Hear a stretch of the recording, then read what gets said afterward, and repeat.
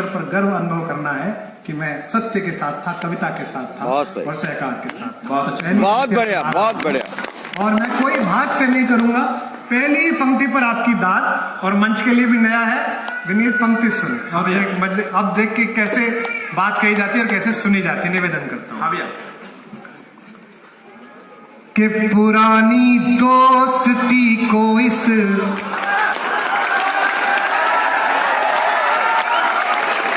पुरानी दोस्ती को इस नई ताकत से मत तोलो। वाह, जरा वाह उठे आपकी। वाह। कि पुरानी, ये आजकल भाजपा वाले इतने खुश होकर सुनते हैं मुझे। बहुत सही, बहुत सही। इनको लगता है ये वाला नारियल टूटेगा और पूजा में चढ़ेगा।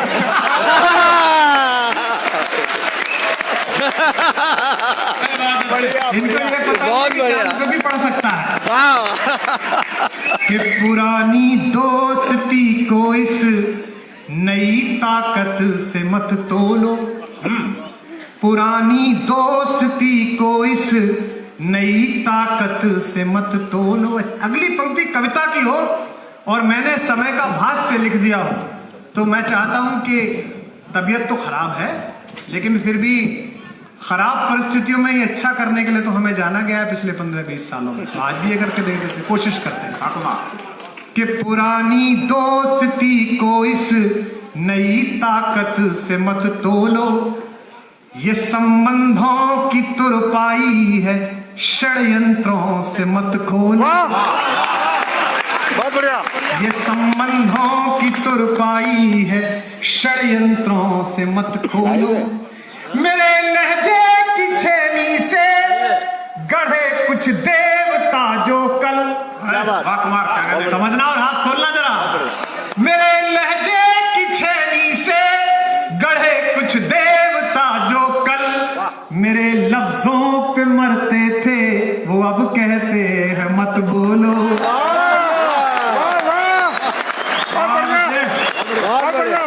आपकी अच्छी नहीं है, जरा जाके सुनाइए। मेरे लफ्जों पे मरते थे, वो अब कहते हैं मत बोलो। लेकिन आप बैठो। एक तो ये पहाड़ पे बड़ा प्रॉब्लम है, सूरज अस्त और पहाड़ मस्त।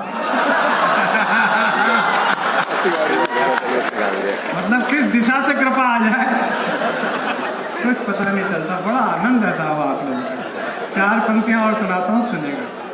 कि अगर दिल ही मुअज्जन हो, अगर दिल ही मुअज्जन हो, सदाएं काम आती हैं। वहां करो।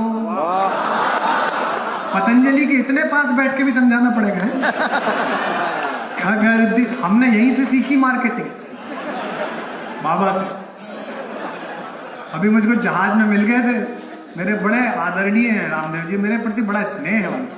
अभी कल परसों में पता चलेगा तो फिर कहेंगे बहुत बदमाश है।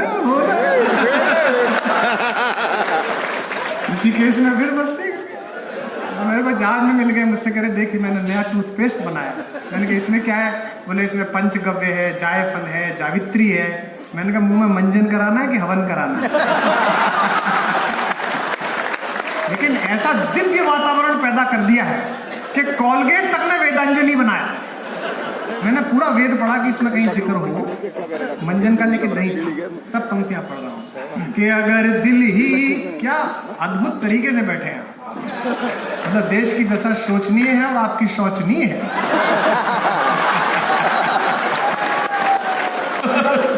बैठो आप, आराम से बैठो। इसे बंद कर लो, आराम से बैठो।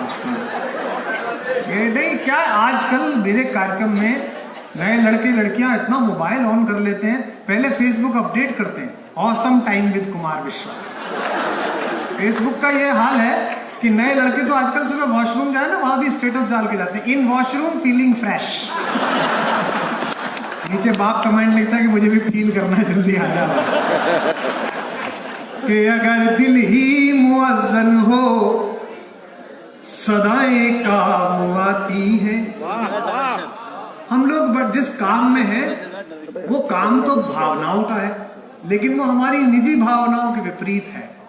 दुनिया का सबसे बड़ा हास्य कलाकार चार्ली चैपलिन उसने जो अपनी सबसे मशहूर फिल्म बनाई हिटलर के ऊपर, द ग्रेट डिक्टेटर, जो बहुत हंसी की फिल्म है, वो उस दिन बनाई जिस दिन उसका इकलौता बेटा सुबह दिवंगत हुआ और शाम की शूट थी, करनी पड़ी। चार्ली चैपलिन ने कहा था कि मैं बरसात में टहलना चाहता हूं ताकि दुनिया मेरे आंसू न देख पाए। हम लोग विपरीत स्वास्थ्य में, विपरीत मनस्थिति में सिर्फ इसलिए आंदोलित रखते हैं खुद को कि आपने बड़ी उम्मीदें सजाई हैं, 1-1.5 महीने से आप प्रतीक्षा में हैं, आनंद में हैं, तो आप थोड़ा सा साथ देंगे तो मुझे अच्छा लगेगा। निवेदन करता हूं कि अगर दिल ही मुअज्जन हो सदाएं काम आती हैं, समंदर में सभी माफिक हवाएं काम आती हैं। मन चाहता हूं समंदर में सभी, राफ्टिंग वाला कहता है ना फॉरवर्ड फॉरवर्ड होता है, वो हमारा बेवकूफ बना रहा होता है, बड़ा सोचते कि कुछ फॉरवर्ड चल रहा है, कोई फॉरवर्ड वर्ड नहीं चल रहा, सब अपने आप चल रहा है। माता गंगा अपने आप लहरा रही है, आपको अपनी लहरों पर अपने बेटों को प्रसन्न कर रही है, सका भाव के साथ उन्हें नचा रही है। तब कहता हूं कि अगर दिल ही मुअज्जन हो, एक तो अंग्रेजी ने बड़ा नाश मारा है, गैंगीज, ये ऐसी योग का योगा, राम का रामा। हिंदुस्तानी आदमी थोड़ा सा पैसा कमा ले, थोड़ा सा यश कमा ले, वो दही को योगर्ट बोलने लगता है। जब मैंने खा के देखा, क्या मैंने मेरी दही ले रहा भाई। अच्छा, जैसे जैसे पैसा बढ़ता है उसका बात करने का तरीका बढ़ता है। जैसे शुरू में चाय में वो चीनी डालता है, चीनी कितनी डालना है ना, फिर क्यूब डालता है, क्यूब वो आता ना लूडो वाला, आता ना लूडो खेलते थे, आत्महत्या वाली चाय आती है। बहुत बढ़िया, बहुत बढ़िया, बहुत बढ़िया। और भाई उसका स्वाद इतना बुरा है, मतलब पतंजलि से भी बुरा। अच्छा, फिर और पैसा कमा ले, अमेरिका जाने लगे, बिजनेस क्लास में चलने लगे, तो फिर उसी लूडो को कहता मार्शमेलो, मार्शमेलो डाल दो। मैं देसी आदमी हूँ, देसी आप जानते हैं ना, शुद्ध अंदर से जैसे थे, बचपन में आए, हर की पैड़ी, मतलब रात में बीत जाना, पूरा मुजफ्फरनगर वालों ने भर रखा है, भाई बड़ी ठंड हो रही भाई। गंगा जी सोचती है कैसा वाला आ गया। कि अगर हमारा इलाका ही पूरा मस्त है, ये मेरठ, मुजफ्फरनगर, और ये राजस्थान से आए हुए विनीत चौहान जैसे लोग क्या जाने। एक तो ये आज इसको घेर लो अपने आया है। हाँ, इनके यहाँ जाओ तो इतना तनाव देते हैं। मैं इसके यहाँ पहली बार गया अजमेर में, वहाँ जयपुर में कवि सम्मेलन कराया इसने, इसका कलेक्टर चिल्लाने लगा, वीर भूमि राजस्थान में कुमार विश्वास का स्वागत। मैंने कहा हमसे ज्यादा, तो बोले नहीं आप क्यों, हम इनके यहाँ महाराणा प्रताप पैदा हुए इसीलिए घूम रहे हैं, हमारे मुलायम सिंह को तो हमने अप्लाई थोड़ी करा था।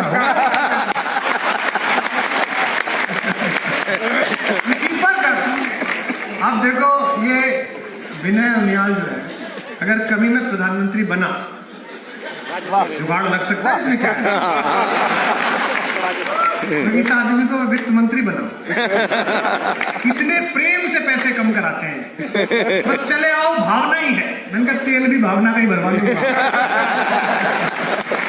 तो ये जो पूरा इलाका है, इसकी जो मस्ती है, इसका जो अनहद है, वो बड़ी बात है। और ये इसीलिए महत्वपूर्ण है कि यहाँ भगवान पैदा हुए।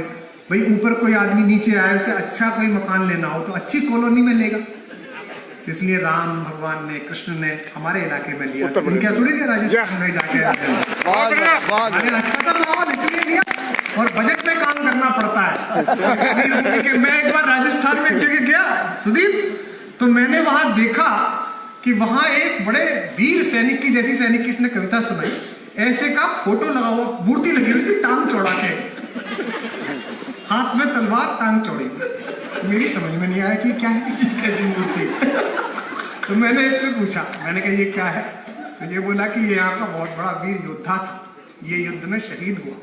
तो फिर क्या हुआ कि भाजपा का बोर्ड था, भाजपा ने कहा कि इसकी मूर्ति लगवा। भाजपा ऐसी काम करती, जब कर नहीं पाती तो मूर्ति पे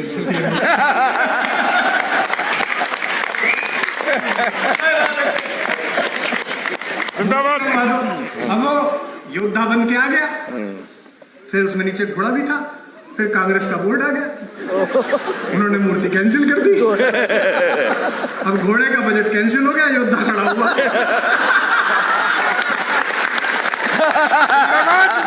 जिंदाबाद जिंदाबाद। तो ये वही लोग हैं, सिर्फ योद्धा का बजट गा रहा, घोड़े की नहीं बता रहा कि अगर दिल ही मुअज्जन हो। ये लाइन में जब तक पढ़ता रहूंगा जब तक शबाब बहा नहीं करोगे, हैं? अगर दिल ही मुअज्जन हो, टाइमिंग के साथ। राज्यसभा में हमारी यही खराब थी।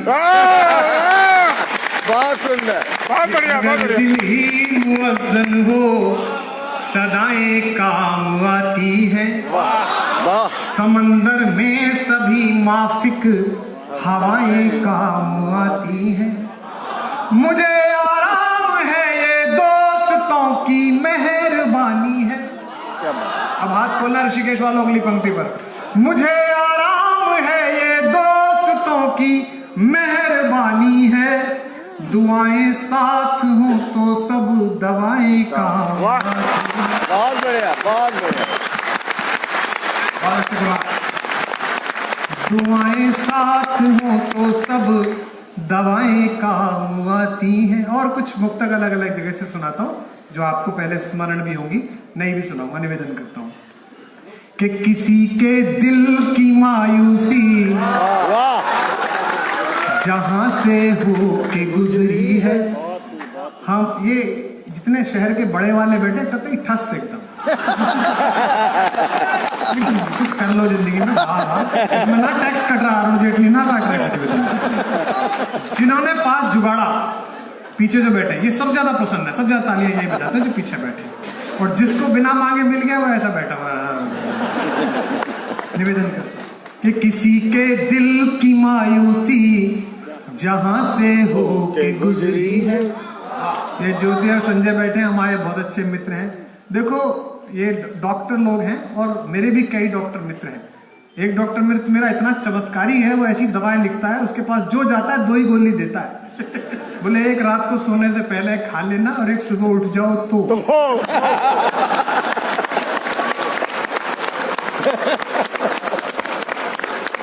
अगर ईश्वर आपसे नाराज हो जाए तो वो आपको डॉक्टर के पास भेजता है, और अगर डॉक्टर आपसे नाराज हो जाए नहीं तो आपको ठीक कर देता है। आप गलत समझ रहे हैं। अच्छा, एक इनकी हैंडराइटिंग इतनी खूबसूरत होती है, खुद बढ़िया, खुदा बढ़िया। मतलब इन दोनों ने पता नहीं प्रेम पत्र भी कैसे पढ़े होंगे। इतनी गजब हैंडराइटिंग होती है डॉक्टर्स की। मैंने एक डॉक्टर से पूछी, मैंने भाई तुम जो लिखते हो RX घसीट के, ये किसी की समझ में नहीं आता, ये मेडिकल स्टोर वाले को कैसे समझ में आता है? बोले हम उसमें लिख देते हैं मैंने लूट लिया तू ले ले।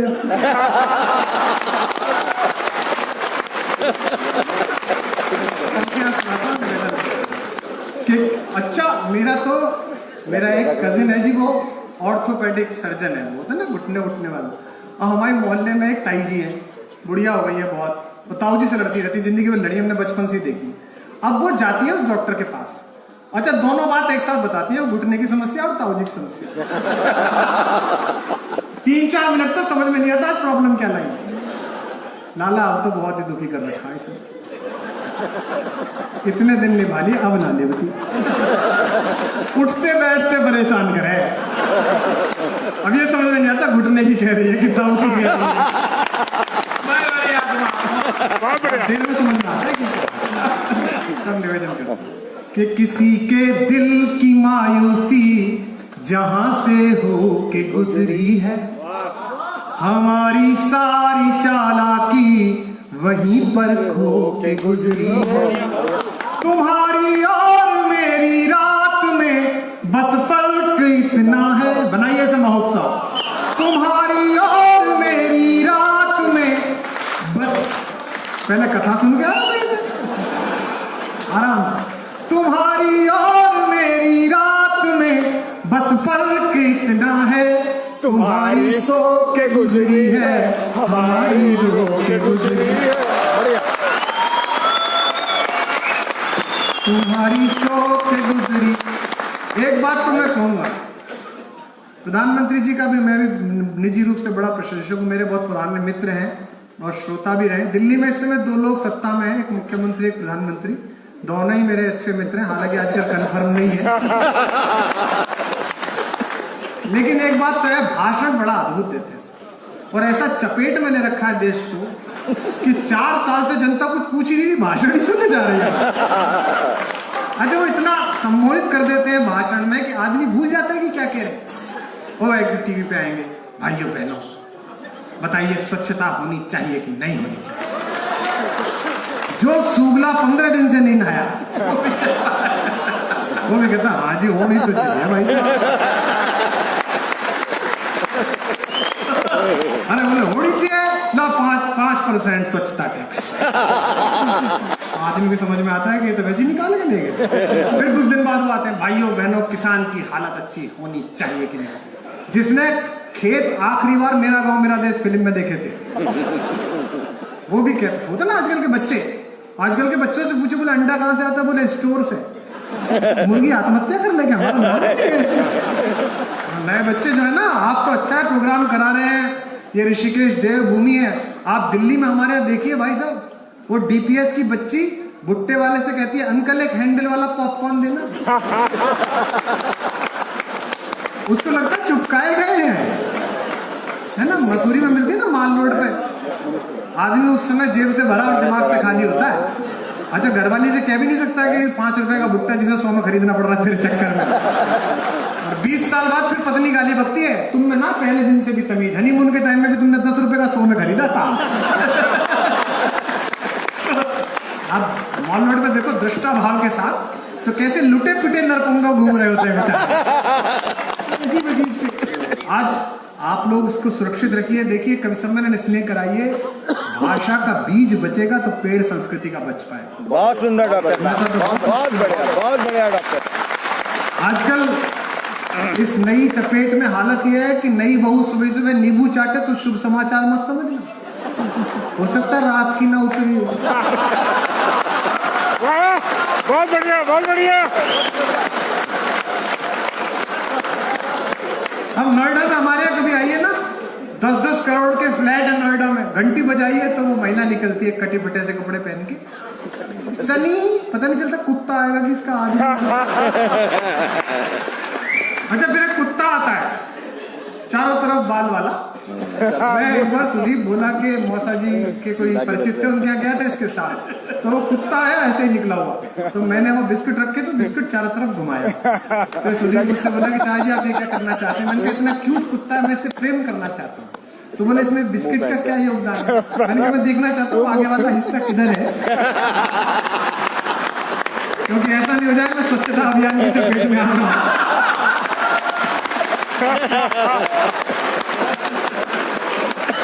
उस कुत्ते के बारे में उस बच्चे से पूछो, बेटा ये क्या है।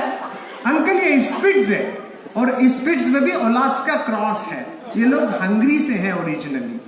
फिर उससे पूछो बेटा आपका गोत्र क्या है। अंकल व्हाट इज गोत्रा।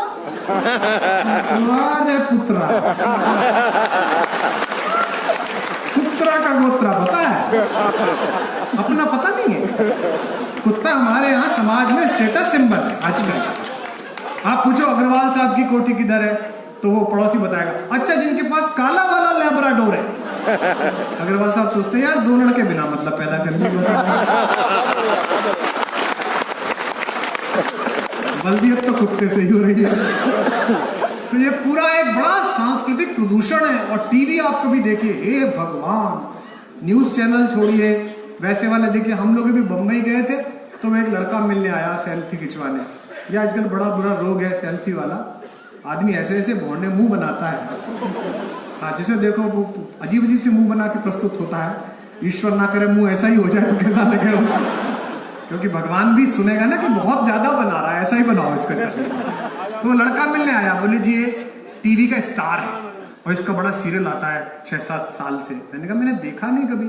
तो सुदीप ने बताया, बोले आपने देखा नहीं, बड़ा पॉपुलर है, इसका सीरियल आता है दिया और बाती 5 साल से। मैंने कहा उसका टाइटल बदलो, नाम रखो अखंड ज्योत। बुझ ही नहीं रहा, 5 साल से चला जा रहा है। अच्छा कैसे कैसे सीरियल है, एक सीरियल आता है 5-6 साल से, उसमें सबके ब्याह हो गए, सबके बच्चे हो गए, सबके तलाक हो गए, और नाम है रिश्ता क्या कहलाता है।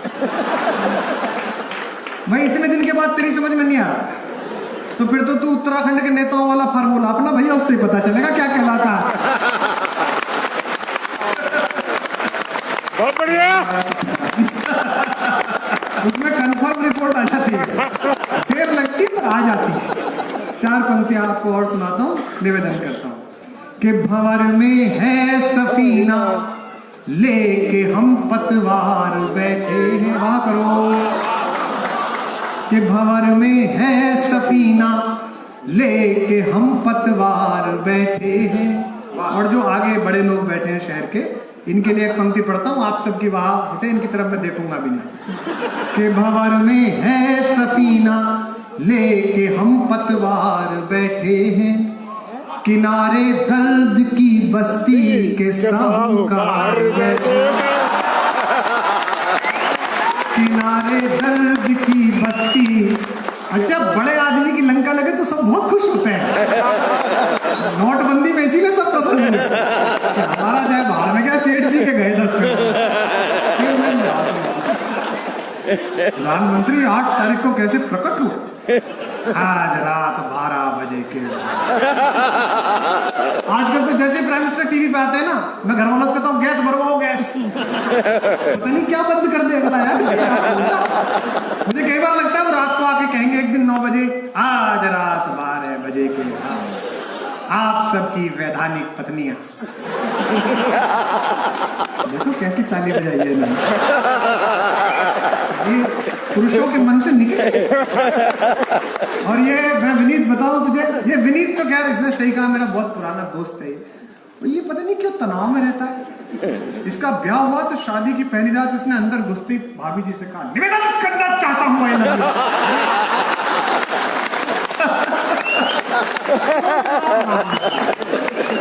अब पाकिस्तान का टेंशन है। आज तो ये कम रहा, कई वीरस के कवि तो बड़े अजीब है साहब।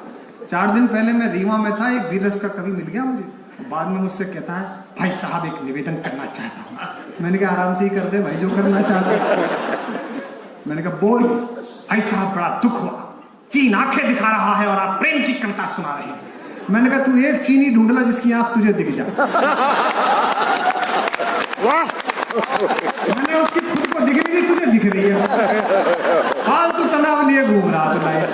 और जो मैंने टिप्पणी कही उस पर सबके हाथ खुलेंगे, हाथ उठाकर तालियां मारेंगे। मैंने कहा चीन विन का क्या तू टेंशन ले रहा, अबे चीन के कमांडर की जितनी हाइट होती है हिंदुस्तानी सैनिक का उतना छाती का नाप होता है।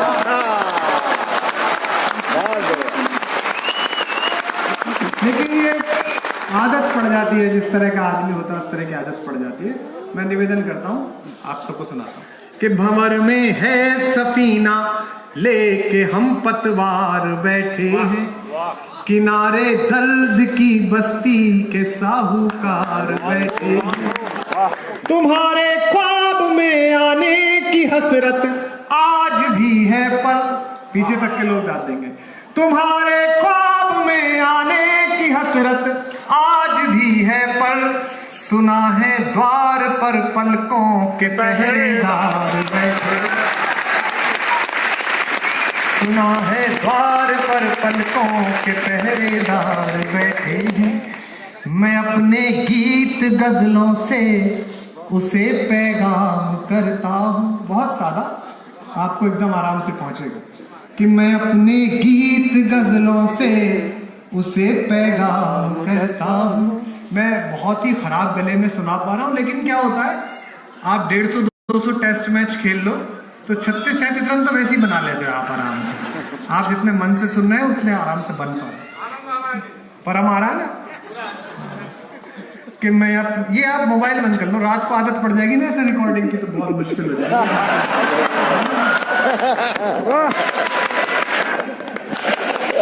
नहीं, आप समझते नहीं है यार, मेरा ध्यान नहीं जाता कि मैं अपने गीत गजलों से उसे पैगाम करता हूँ। आप अगली पंक्ति आनंद कर लीजिए कि मैं अपने गीत गजलों से उसे पैगाम करता हूँ। उसी की दी हुई दौलत उसी के नाम करता हूँ। वाह, उसी की दी हुई दौलत उसी के नाम करता हूँ। रोज खबरों में रहने का बड़ा नुकसान है। आप एक जमाना था कि मैं इस पूरे क्षेत्र में 15-20 साल पहले सड़क पे घूमता था, आराम से हर की पैड़ी पे रात में घूमता था। अब मुश्किल है ना। तो मैंने इस मुश्किल को आसान करते हुए 2 पंक्ति लिखी। अभी भी टीवी पे कोई खबर चल रही होगी, ये कह दिया कुमार विश्वास ने, वो सुन लिया। मैं 2 पंक्ति सुनाता हूँ कि मैं कैसे जीता हूँ। कि मैं अपने गीत गजलों से उसे पैगाम करता हूँ, उसी की दी हुई दौलत उसी के नाम करता हूँ। हवा का काम है चलना, दिए का काम है जलना। जागना ऋषिकेश वालों, हवा का काम है जलना, दिए का काम है जलना। वो अपना काम करती है, मैं अपना काम करता हूँ। बहुत सुंदर, बहुत बढ़िया, बहुत बढ़िया। बहुत बढ़िया। वो अपना काम करती है, मैं अपना काम करता हूँ। और कुछ पंक्तियां बड़ी मशहूर हो गई महेंद्र अजनबी जी की, जो मैं आपको सुना देता हूँ। मुझसे ज्यादा लोकप्रिय है, हर बार आता हूँ, हर बार आप लोग सुनते ही हैं। उन मुक्तकों को भी सुन लीजिए। कि कोई दीवाना कहता है, वाह, कोई पागल समझता है। गाइए। कोई दीवाना कहता है, कोई पागल समझता है। मगर धरती की बेचैनी कोई पागल समझता है। ये जितनी बार देश में गुनगुनाई गई है, उसकी 1/10 भी अमेठी वाले दे देते तो 20 बार जीत जाता। बहुत बढ़िया, बहुत बढ़िया। तो बस पागल समझता है। मैं तुझसे दूर कैसा हूँ, तू मुझसे दूर दूर कैसी है, ये तेरा दिल समझता है, ये मेरा दिल समझता है। क्या करें। कि किसी के दिल की मायूसी। मैं एक बार अमेरिका में गया। देखिए, एक तो हम ना इतने सारे लोग देखो बाहर भी देख रहे हैं, स्क्रीन पे यहाँ भी आ गए। ये कई बार लोग ये आश्चर्य करते हैं, भारत की जो जनसंख्या है यही हमारी ताकत है कि हम इतने लोग हैं। कई देश तो इतने छोटे छोटे हैं। मैं न्यूजीलैंड गया, बोले जी 40 लाख आबादी है। मैंने कहा इतने तो मेरे फेसबुक पे। सुबह उठ के एक देश तो हम ही चलाते हैं कि क्या हो गया क्या नहीं हो गया। कोई देश है बताओ। मैं बोर हो गया हुआ, तो मुझे वहाँ एक जगह है वो ऑकलैंड, आखिरी किनारा। वहां मुझे सैटरडे नाइट को ले गए, हैपनिंग की जगह, हैपनिंग की। वहां 15-20 लड़के कटे फटे कपड़े पहने घूम रहे थे। बोले जी ये बड़ी हैपनिंग जगह है, कैसा लगा? मैंने कहा इतना तो संपूर्ण मेरठ बंद में बाहर निकलते बच्चे जितने तुम्हारे हो रहे। बुनियाद साहब 125 करोड़ हैं और इतने तो काउंटेड।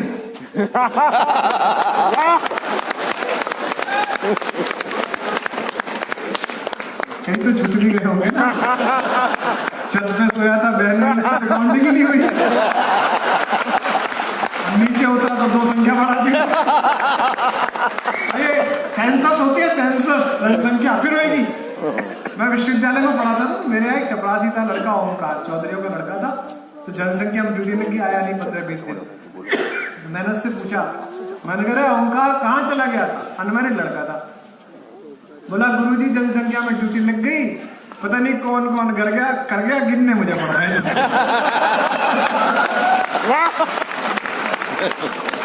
इतनी मैं विनीत तुझसे, सुदीप बोला तुझसे कह रहा हूँ, तू यहाँ फ्लैट ले ले इस इलाके में, हाथ से कभी तो वैसे हो जाएगा। मैं जब पहली बार हरिद्वार आया तो जीवित किस्सा सुना रहा हूँ आप। गुरुकुल कांगड़ी विश्वविद्यालय में त्रिभाषा भाषण प्रतियोगिता हुई। हिंदी, संस्कृत और अंग्रेजी में भाषण प्रतियोगिता हुई। मैं बोलने के लिए आया था अपने विश्वविद्यालय की ओर से, मेरठ की ओर से। लाली क्या हो गया? बालक रो रहा, ठीक है, समझ गया। घर के बुजुर्ग खास के फसना पड़ता है। जब आप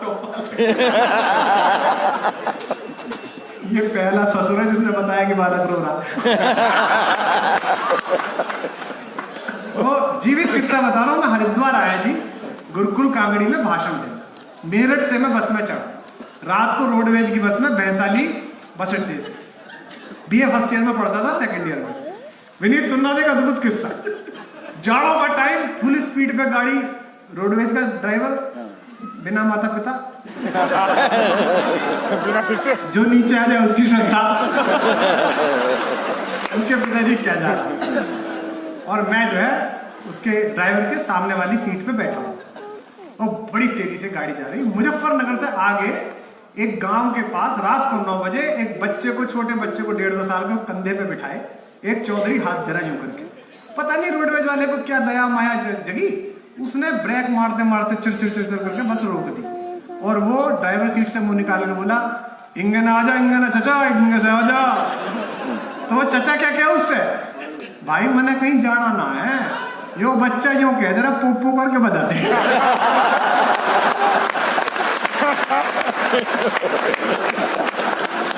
मतलब देखो आप, रात को 9 बजे नेशनल हाईवे पे रोडवेज के ड्राइवर से अपने बच्चे के लिए पोपो करवा रहा है।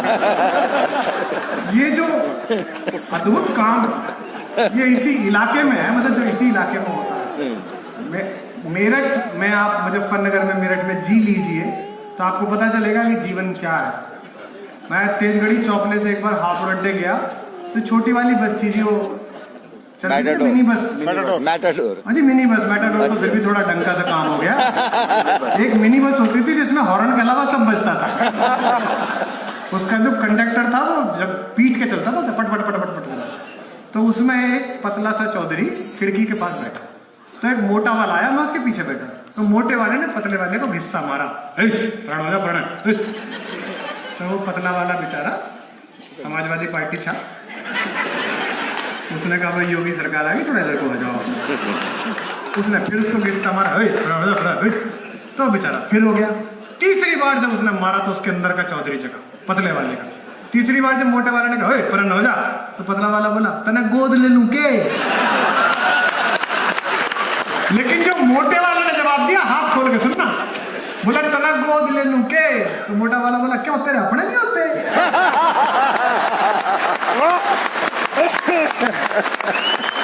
बहुत बढ़िया, जिंदाबाद।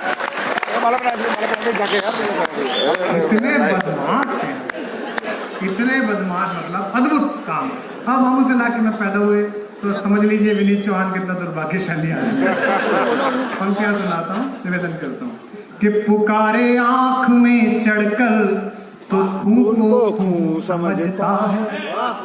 ये मैंने पहले भी कहा, मैं कवि नहीं हूँ, मैं एक उत्सव हूँ जिससे जुड़कर हिंदुस्तान के लोग कविता से जुड़ते हैं। बस मेरा इतना काम है, थोड़ा सा इसे उत्सव बना देगा। कि पुकारे आंख में चढ़कर तो खूं को तुम आराम से ठंडा। कई बार आदमी ना, कई बच्चे जो होते हैं 6ठी 7वीं क्लास में, उपद्रवी टाइप के, सुबह की प्रार्थना के समय में जनगण मन तो सब गाते हैं, उस टाइम तो वो टांग उठ जाते हैं, लड़की घूरते रहते हैं। फिर जैसी जय हो आता है, वो इतनी जोर से गाते हैं कि लगता है बजरंग दल से आए हैं भी। ध्यान से सुनो कि पुकारे आंख में चढ़कर तो खूं को खूं। मैं तो ध्यान से आरतियां भी देखता हूँ। बचपन से मेरे साथ स्थिति थी। मैं 4ठी क्लास में गया तो हमारे पिताजी की एक स्टूडेंट थी, सुरभि मैडम, वो हमारी क्लास टीचर थी। तो पिताजी ने कहा कि लाली इसका जरा ध्यान रखिए, बदमाश है। पिताजी को बड़ा भरोसा था बचपन से मेरे ऊपर कि ये वाला कार्यक्रम कुछ गलत हो गया है।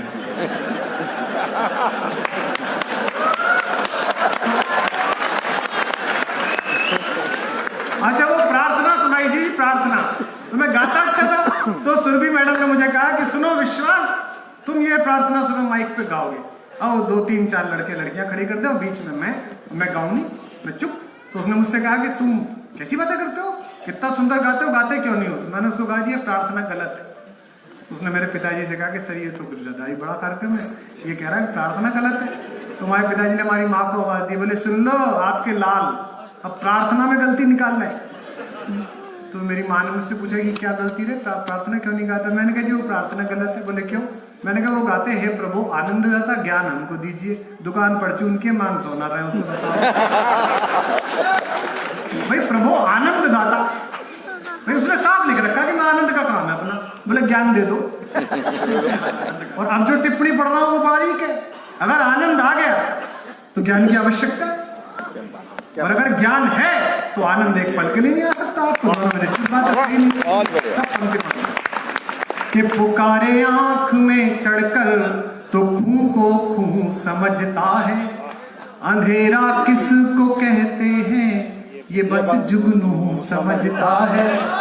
हमें तो चांद तारों में भी तेरा रूप दिखता है, संभालिए जरा। हमें तो चांद तारों में भी तेरा रूप दिखता है, मोहब्बत में नुमाइश को अदाई तू समझता है। मोहब्बत में नुमाइश को अदाई तू समझता है कि मोहब्बत एक एहसासों की पावन सी कहानी है। कभी कबीरा दीवाना था, कभी मीरा दीवानी है। यहाँ सब लोग कहते हैं मेरी आंखों में पानी है। इस बार लहर जाए पूरा माहौल। यहाँ सब लोग कहते हैं मेरी आंखों में आंसू है, जो तू समझे तो है, समझे तो पानी है।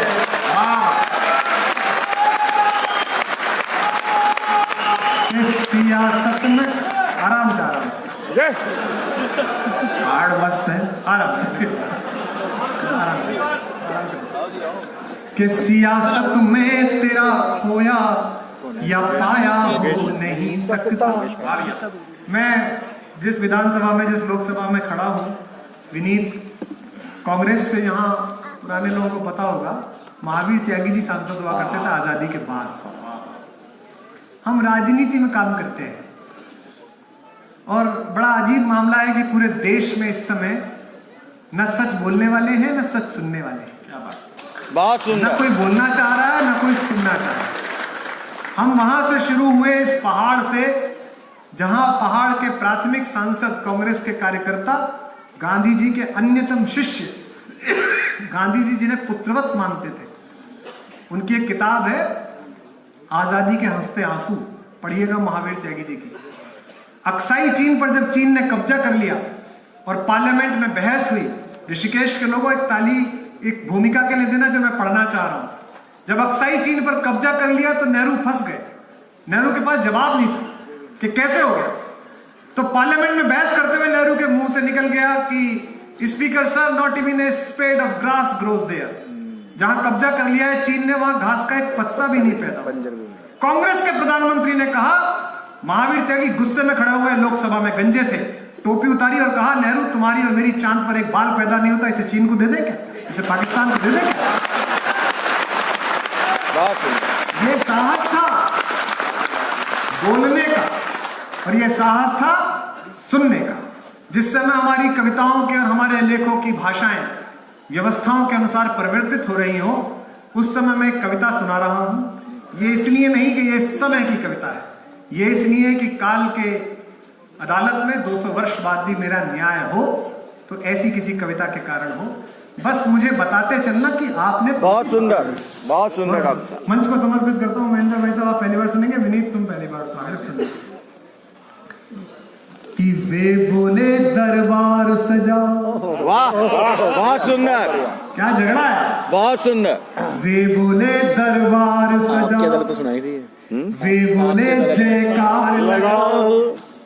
सैनिक पिट गए, ये तो पूछो किसके राज में पिट गए। वाह बहुत बढ़िया। कि एक के बजाय 10 सिर लाएंगे और अपना खुद का सिर छपाते फिर रहा है। बहुत सुंदर, बहुत बढ़िया। वे बोले दरबार सजाओ, वे बोले जयकार लगाओ। समस्या समझना हमारी राजनीति की, कवि के रूप में जिंदा रहना है या राजनेता के रूप में, आपकी वाह बताएगी, जरा खुल जाना। वे बोले दरबार सजाओ, वे बोले जयकार लगाओ, वे बोले हम जितना बोले तुम केवल उतना दोहराओ। वाह जागिए, बहुत बढ़िया। वे बोले दरबार सजाओ, वे बोले जयकार लगाओ, वे बोले हम जितना बोले तुम केवल उतना दोहराओ।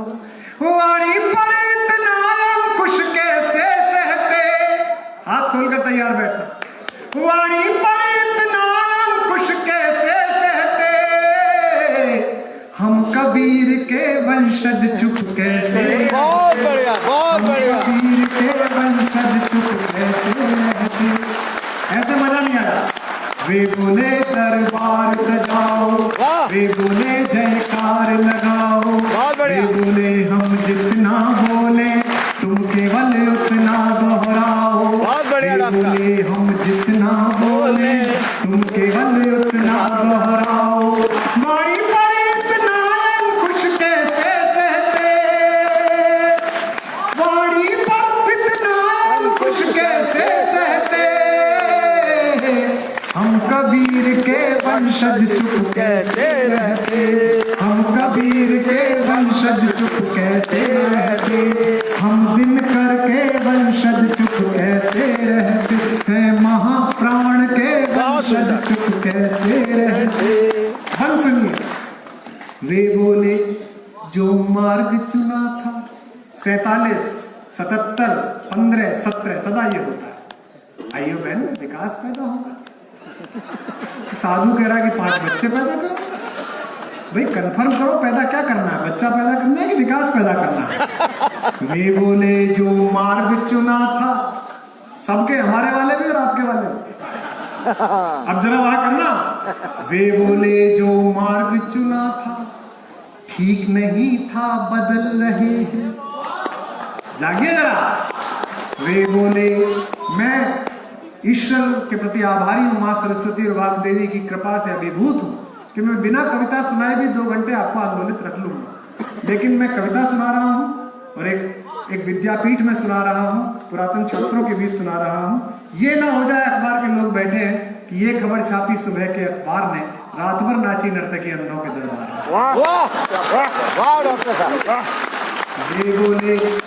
वे बोले जो मार्ग चुना था, ठीक नहीं था बदल रहे, मुक्तिवाही संकल्प गुना था, ठीक नहीं था बदल रहे।